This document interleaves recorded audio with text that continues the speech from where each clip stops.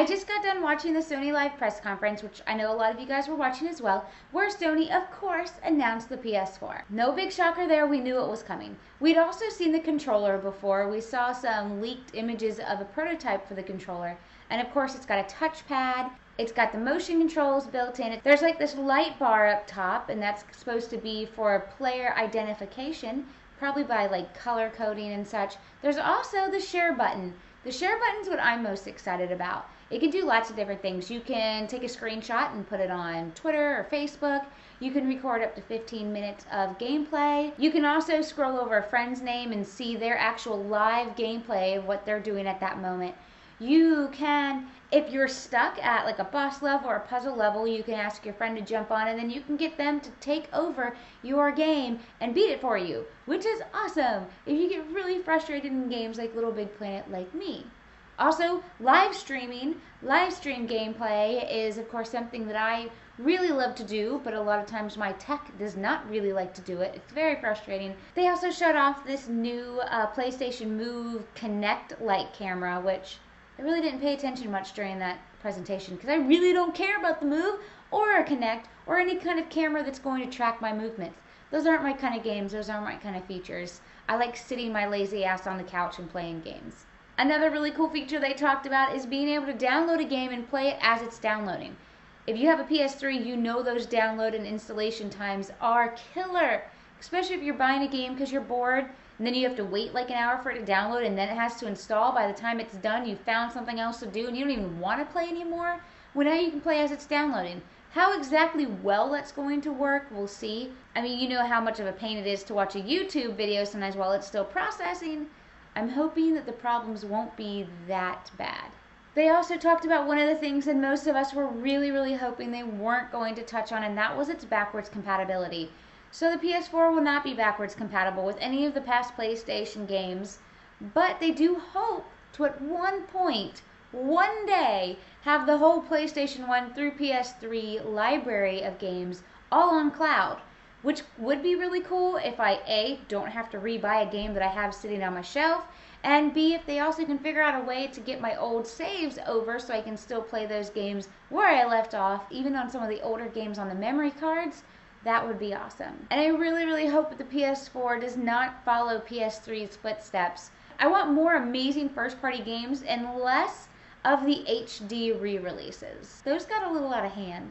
Talking about games for the PS4 though, we saw a really cool looking demo for Killzone Shadowfall. Then we also saw a demo for something called Drive Club, which looks a lot like Gran Turismo for me, which I'm not a big fan of. I'm more of a Burnout girl than I am Gran Turismo. The best thing about the Drive Club announcement was the guy talking about the game. He was so in love with the game, and not just the game, but the cars. He was like, first, we're going to show you the car. Then, we're going to let you touch the car. You're going to be able to smell it.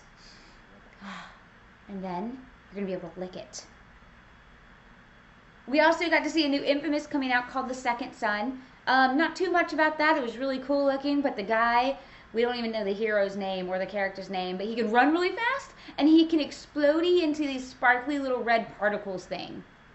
Then we saw a new game called The Witness, which looked really good, but the huge selling point, of course, to me, was that it was from the Braid developer. That's all you have to tell me. New puzzle game by the Braid developer? Yes, please.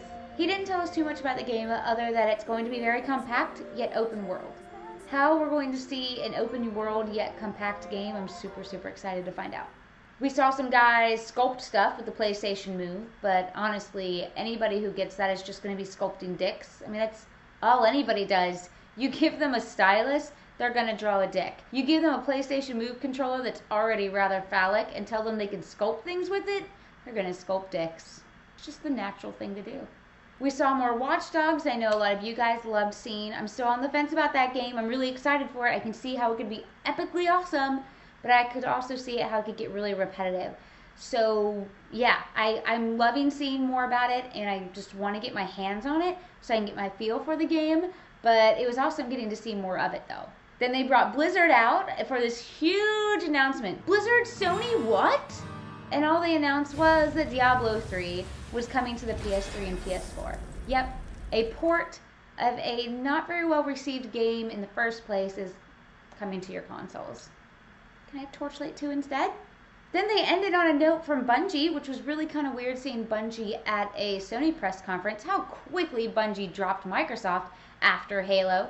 But anyways, they were there to talk about their new MMO FPS Destiny. Very, very interested to see how Destiny exactly plays out and works. MMO FPSs have been tried before and they never do well. So maybe Bungie might know a thing or two that the other developers haven't, and it might be really awesome.